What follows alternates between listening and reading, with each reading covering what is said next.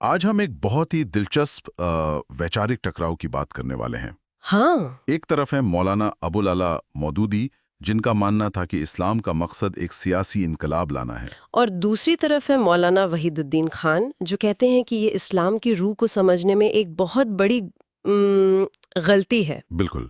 और हमारे पास आज मौलाना खान की किताब दीन की सियासी ताबीर के कुछ हिस्से हैं जो इस पूरी बहस का कह सकते हैं कि दिल हैं। सही बात है। और यहाँ हमारा मकसद ये नहीं कि हम जजमेंट दें या किसी एक पक्ष को सही या गलत ठहराएं। नहीं, बिल्कुल नहीं। हम तो बस इस बौद्धिक बहस की परतों को खोलना चाहते हैं। हम खान साहब के तर्कों के जरिए ये समझने की कोशिश करेंगे कि ये व्याख्या की गलती आखिर है क्या। और उनके मुताबिक इसके नतीजे कितने दूर तक जाते हैं, मतलब इबादत की समझ से लेकर नबियों के मकसद तक। बिल्कुल। तो चलिए इस पड़ताल की शुरुआत एक बड़े ही दिलचस्प किस्से से करते हैं, जिसका जिक्र खान साहब ने खुद किया है। ये किस्सा इस पूरी बहस के लिए एक ज़मीन तैयार कर देता है। हाँ। उन्होंने बताया कि मौलाना मौदूदी ने अपनी किताब खिलाफत व मलूकियत में खिलाफत के दौर की बहुत तारीफ की थी। हाँ, और तारीफ की वजह ये थी कि उस दौर में लोगों को अपनी बात कहने और यहाँ तक कि खलीफा पर भी सवाल उठाने की पूरी आज़ादी थी। इसे एक फ़र्ज समझा जाता था। सही।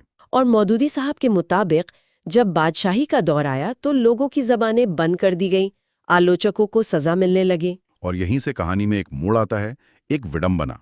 जब खुद वहीदुद्दीन खान ने मौदूदी साहब के कुछ विचारों से असहमति जताते हुए उन्हें खत लिखे, तो जवाब वैसा नहीं आया जैसा वो खिलाफत के बारे में लिखते थे। बिल्कुल। खान साहब बताते हैं कि उनके तर्कों का जवाब देने के बजाय मौदूदी साहब ने उन पर घमंड और कमकली जैसे आरोप लगा दिए। और यहीं खान साहब एक बहुत चुभता हुआ सवाल पूछते हैं क्या? कि जो शख्स खिलाफत की रूह को जिंदा करना चाहता था, उसका खुद का रवैया एक आलोचक के लिए कैसा था? खिलाफत वाला, जहां आलोचना का स्वागत होता है, या फिर बादशाही वाला, जहां उसे दबा दिया जाता है? वाह! ये तो शुरुआत में ही सिद्धांत और अमल के बीच एक बहुत बड़ा टकराव है। हाँ, ये किस्सा सिर्फ एक व्यक्तिगत शिकायत नहीं लगता, बल्कि ये उस बड़ी बहस का एक छोटा सा मॉडल है जिसे हम आज समझने वाले हैं। सही बात है। तो चलिए अब इस विचार के केंद्र में आते हैं। ये इस्लाम की राजनीतिक व्याख्या। ये शब्द सुनने में बड़े भारी लगते हैं। असल में इसका मतलब क्या है? खान साहब इसे समझाने के लिए एक बहुत अच्छी मिसाल देते हैं। वो इसकी तुलना कार्ल मार्क्स के इतिहास की आर्थिक व्याख्या से करते हैं। अच्छा। वो कमाल का नुक्ता है। और जैसे मार्क्सवाद में हर चीज, समाज, कल्चर, रिश्ते, जंग, सबको आखिर में आर्थिक वर्ग संघर्ष के चश्मे से देखा जाता है। बिल्कुल उसी तरह खान साहब का आरोप है कि मौदूदी साहब के विचारों में इस्लाम के हर पहलू को राजनीति के चश्मे से देखा गया है। हर पहलू को? हाँ, अकीदा, नुबुव्वत, इबादत, जन्नत, दोज़ख, हर चीज का आखिरी मकसद एक सियासी निजाम कायम करना बता दिया गया है। मतलब राजनीति सिर्फ दीन का एक हिस्सा नहीं रही, बल्कि उसका सेंट्रल ऑपरेटिंग सिस्टम बन गया। हाँ, और इस बात को पुख्ता करने के लिए वो मौदूदी साहब की ही एक लाइन का हवाला देते हैं। वो कहते हैं कि सियासत के बिना इस्लाम का 3/4 से ज्यादा हिस्सा बेमानी और खाली हो जाता है। 3/4? ये तो बहुत बड़ी बात है। और यहीं पर खान साहब उस चीज की निशानदेही करते हैं जिसे वो व्याख्या की गलती कहते हैं। वो एक बहुत जरूरी फर्क बताते हैं किसी बात पर जोर देना और उसे पूरी व्याख्या बना देने के बीच। इसे थोड़ा और खोलते हैं। जोर देना और व्याख्या बना देना, इसमें क्या फर्क है? देखिए, एक धर्म प्रचारक या दाई किसी खास माहौल में किसी खास जरूरत के तहत दीन के किसी एक पहलू पर बहुत जोर दे सकता है। ठीक है। शायद थोड़ा बढ़ा चढ़ाकर भी बोले ताकि लोगों पर असर हो। जैसे खान साहब एक मिसाल देते हैं सईद इब्न अल मुसय्यब की। हाँ। किसी ने उनसे उन लोगों के बारे में पूछा जो बहुत ज्यादा नमाजें पढ़ते थे, तो उन्होंने कहा, इबादत क्या है? अल्लाह के मामलों में गौर व फिक्र करना और हराम चीजों से रुक जाना। तो उसका मतलब ये तो नहीं था कि वो नमाज रोजे को इबादत नहीं मानते थे। वो उस वक्त शायद लोगों को इबादत की रूह की तरफ ध्यान दिलाना चाहते थे, सिर्फ जिस्मानी हरकतों की तरफ नहीं। बिल्कुल, ये था जोर देना। लेकिन समस्या तब होती है जब आप उस खास मौके पर कही गई बात को एक यूनिवर्सल सिद्धांत बना दें और कहें कि इस्लाम में इबादत का असल मतलब सिर्फ गौर व फिक्र करना ही है, बाकी सब गौण है। समझ गया। तब वो एक नई व्याख्या बन जाएगी। हाँ। और इसे समझाने के लिए खान साहब एक और जबरदस्त बल्कि थोड़ी चौंकाने वाली मिसाल देते हैं, इस्लाम की फौजी व्याख्या। हाँ, वो कहते हैं, सोचिए अगर कोई ये कहना शुरू कर दे कि इस्लाम की रूह फौजी है। अच्छा। अजान तो फौज का बिगुल है, नमाजी परेड के मैदान में जमा सिपाही हैं, इमाम उनका कमांडर है, और हज। हज क्या है? हज तो दुनिया भर के मुस्लिम फौज का खुदा के घर के सामने एक सालाना मार्च पास्ट है। अरे बाप रे, ये सुन के ही कितना अजीब लगता है। ये तो इस्लाम की पूरी रूहानियत को खत्म करके उसे एक मिलिट्री ड्रिल बना देना हुआ। यही, और खान साहब का आरोप है कि मौदूदी साहब ने राजनीति के साथ ठीक यही किया है। उन्होंने दीन के हर पहलू पर सियासी रंग चढ़ा दिया है। ये फौजी व्याख्या वाली मिसाल तो बहुत जबरदस्त है। इससे साफ समझ आता है कि वो क्या कह रहे हैं।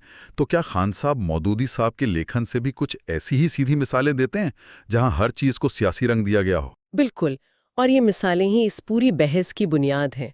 चलिए कुछ देखते हैं। जरूर। सबसे पहले जीवन का मकसद। मौदूदी साहब लिखते हैं, हमारी जद्दोजहद का आखिरी मकसद सियासी रहनुमाई में बदलाव लाना है। अच्छा। और एक जगह लिखते हैं, एक नेक रहनुमाई और ईश्वरीय व्यवस्था की स्थापना ही दीन का असली मकसद है। एक मिनट, अगर ये दीन का असली मकसद है तो फिर खुदा की रजा, आखिरत में कामयाबी, रूहानी तरक्की, इन सब चीजों का क्या होगा? वो सब इस सियासी मकसद के नीचे आ जाती हैं। क्या वो सब इस बड़े मकसद को हासिल करने के साधन बन जाते हैं? इस व्याख्या के मुताबिक हाँ। और देखिए, ये सोच कितनी गहरी जाती है। वो दीन शब्द की परिभाषा ही बदल देते हैं। वो कैसे? वो लिखते हैं कि दीन शब्द का मतलब अरबी में लगभग वही है जो आज के जमाने में राज्य या स्टेट का है। लेकिन दीन का मतलब तो हमेशा से जीवन का तरीका या फेथ समझा गया है।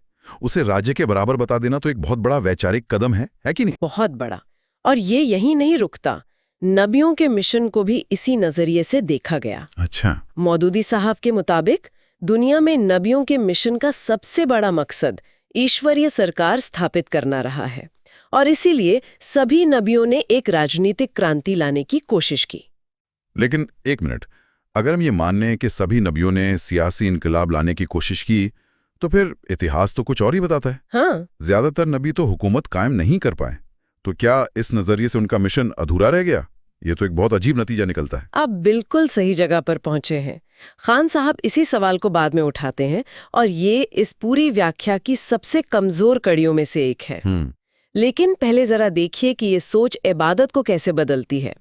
नमाज, रोजा, ज़कात, हज, इनको सिर्फ रस्में नहीं बल्कि इंसानों की हुकूमत को मिटाकर एक खुदा की हुकूमत स्थापित करने के अजीम मकसद की तैयारी के लिए एक ट्रेनिंग बताया गया है। मतलब नमाज में सफ बनाकर खड़ा होना अनुशासन की ट्रेनिंग है, रोजा सब्र की ट्रेनिंग है, सब कुछ उस आखिरी सियासी मकसद के लिए। बिल्कुल। अगर ऐसा है तो फिर इबादत के अंदर जो एक बंदे का अपने रब से व्यक्तिगत और रूहानी ताल्लुक है, उसका क्या हुआ? क्या वो बस एक साइड इफेक्ट है? इस व्याख्या में उस पर जोर नहीं है। यहाँ तक कि तकवा और एहसान जैसे गहरे आध्यात्मिक कॉन्सेप्ट्स को समझाने के लिए भी सरकारी नौकरी की मिसाल दी गई है। अच्छा, वो क्या मिसाल है? एक वो सरकारी मुलाजिम है जो सिर्फ नियम के मुताबिक अपना काम करता है, ये तकवा है।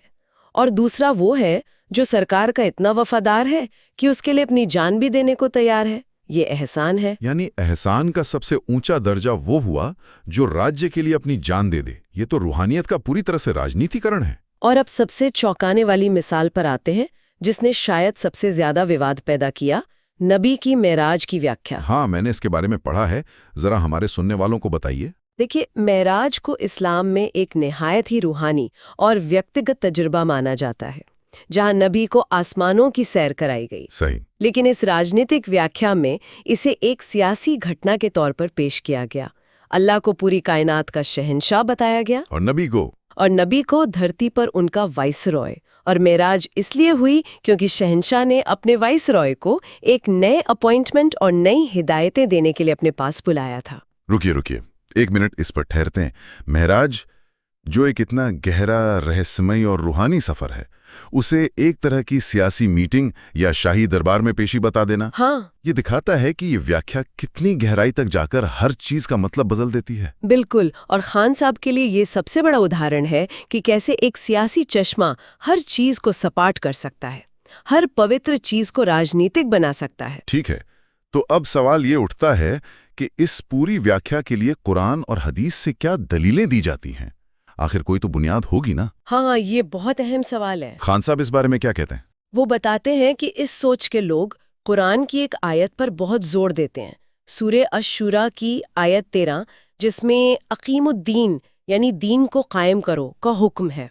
राजनीतिक व्याख्या करने वाले इसका सीधा मतलब लेते हैं, ईश्वरी सरकार स्थापित करो या पूरी शरीयत को समाज में लागू करो। देखने में तो ये तर्क सीधा लगता है, तो खान साहब इसका क्या जवाब देते हैं? वो कहते हैं कि हमें ये देखना होगा कि सदियों से इस्लाम के बड़े बड़े विद्वान और तफसीर करने वाले जैसे इमाम राजी, इब्न कसीर और मौलाना अशरफ अली थानवी इस आयत का क्या मतलब लेते आए हैं। और वो क्या मतलब लेते आए हैं? और उन सबके मुताबिक इसका मतलब है दीन के मूल सिद्धांतों पर कायम रहना। कौन से मूल सिद्धांत? तौहीद यानी एकेश्वरवाद, नबूवत यानी पैगंबरी और आखिरत यानी परलोक। अच्छा। यानी वो बुनियादी अकीदे जो हजरत नूह से लेकर हजरत मोहम्मद तक सभी नबियों की तालीम में एक जैसे थे। तो मतलब दीन पर जमे रहो, न कि दीन की हुकूमत कायम करो। बिल्कुल, एक ही आयत के दो बिल्कुल अलग अलग मतलब। और हदीस के बारे में भी एक मिसाल थी।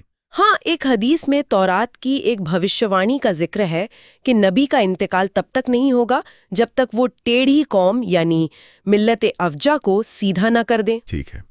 राजनीतिक व्याख्या करने वाले कहते हैं कि कौम को सीधा करने का मतलब है हुकूमत कायम करके दीन को स्थापित करना। और क्लासिकल मुहद्दिसीन मतलब हदीस के माहिर क्या कहते हैं? इब्न हजर और आइनी जैसे बड़े मुहद्दिसीन के मुताबिक इसका सीधा और साफ मतलब है अरबों को शिर्क यानी मूर्ति पूजा की टेढ़ी राह से निकालकर तौहीद यानी एकेश्वरवाद की सीधी राह पर लाना। इसे हुकूमत से जोड़ने का कोई संकेत वहां नहीं मिलता। नहीं, खान साहब का तर्क यही है कि इस व्याख्या को साबित करने के लिए कुरान और हदीस के शब्दों को उनके पारंपरिक संदर्भ से निकालकर नए सियासी मायने पहनाए जा रहे हैं। ठीक है। तो अगर हम एक पल के लिए इस राजनीतिक व्याख्या को मान लें, तो इसके नतीजे क्या निकलते हैं? ये हमारी तारीख और हमारी परंपरा की समझ को कैसे बदल देती है? यहीं पर इस व्याख्या का सबसे गहरा और शायद सबसे परेशान करने वाला असर सामने आता है। वो कैसे? मदूदी साहब ने अपनी एक और किताब कुरान की 4 बुनियादी इस्तिलाहों में ये दावा किया कि कुरान के 4 सबसे अहम शब्द इलाह, रब, इबादत और दीन का असली सियासी मतलब सदियों तक मुसलमानों से छिपा रहा। 1 मिनट, क्या? इसका मतलब तो ये हुआ कि 1400 साल के इतिहास में इमाम गजाली, इब्न तैमिया, शाह वलीउल्लाह जैसे बड़े बड़े उलमा, फ़कीह, मुफस्सिर और सूफिया हाँ, सब के सब कुरान के इन बुनियादी शब्दों का असल मतलब ही नहीं समझ पाए। आप सही समझे। खास साहब कहते हैं कि ये दावा इस्लामी तारीख के बीच में एक बहुत बड़ा वैक्यूम या खालीपन पैदा कर देता है। मतलब ये कहने जैसा है कि 3/4 दीन तो सदियों तक गायब ही रहा और पूरी उम्मत गलतफहमी में जीती रही। बिल्कुल, ये पूरी इस्लामी बौद्धिक परंपरा को एक झटके में नकार देना है। ये तो एक बहुत बड़ा दावा है और इसका असर मुजद्दिद यानी धर्म सुधारक के कॉन्सेप्ट पर भी पड़ता होगा। बहुत गहरा असर। मौदूदी साहब के मुताबिक चूंकि किसी ने भी वो सियासी इनकलाब वाला काम नहीं किया, इसलिए अब तक के सभी मुजद्दिद आंशिक या पार्शल थे। और पूर्ण मुजद्दिद की जगह अभी भी खाली है। हाँ और यहीं पे खान साहब उस तर्क को उसकी आखिरी हद तक ले जाते हैं जो हमने पहले छेड़ा था। हाँ, वो कहते हैं कि अगर यही पैमाना हम नबियों पर लागू करें तो क्या नतीजा निकलेगा। वो नबी जो सियासी इनकलाब लाने में कामयाब नहीं हुए, जैसे हजरत इब्राहिम या हजरत ईसा, तो क्या उन्हें भी खुदा न करे आंशिक नबी माना जाएगा। ये एक ऐसा नतीजा है जो इस पूरी व्याख्या की बुनियाद पर ही सवालिया निशान लगा देता है। बिल्कुल, ये दिखाता है कि एक छोटी सी लगने वाली वैचारिक गलती आपको कितने बड़े और खतरनाक नतीजों तक पहुंचा सकती है।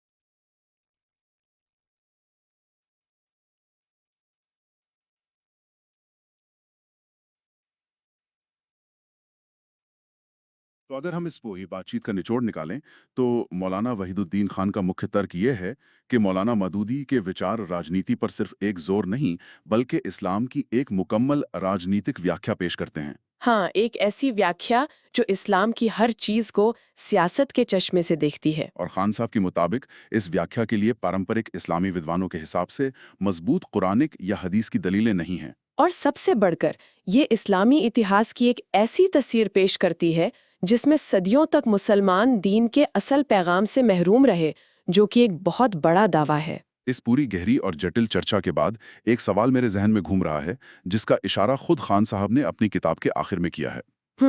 वो बताते हैं कि कैसे हमारा अपना माइंडसेट या नजरिया ये तय करता है कि हम किसी बात का क्या मतलब निकालते हैं। हाँ, वो एक व्यक्तिगत उदाहरण देते हैं जब उन्होंने अपनी एक किताब की भूमिका में मौलाना मौदूदी के अपने ऊपर पड़े असर का जिक्र किया, तो एक पत्रिका ने इसे हक परस्ती और बड़प्पन की मिसाल बताया। और दूसरी पत्रिका ने जो एक अलग नजरिए से देखती थी उसी बात पर तंज करते हुए एक शेर लिखा, जिसे मैंने तीरंदाजी सिखाई उसी ने आखिरकार मुझ पर ही निशाना साधा। बात एक ही थी, लेकिन देखने वाले के चश्मे ने उसका मतलब पूरी तरह से बदल दिया। तो आज की बातचीत के अंत में सोचने वाली बात यह है कि जब हम किसी भी जटिल विचार को समझने की कोशिश करते हैं, चाहे वो मजहबी हो, सियासी हो या हमारी अपनी जिंदगी से जुड़ा हो, तो हमारी समझ उस विचार से कितनी शक्ल लेती है और हमारे अपने पहले से बने हुए चश्मे से कितनी।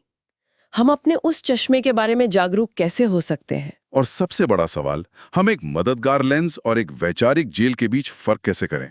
आज हम एक बहुत ही दिलचस्प वैचारिक टकराव की बात करने वाले हैं। हाँ, एक तरफ है मौलाना अबुल अला मौदूदी, जिनका मानना था कि इस्लाम का मकसद एक सियासी इनकलाब लाना है, और दूसरी तरफ है मौलाना वहीदुद्दीन खान, जो कहते हैं कि ये इस्लाम की रूह को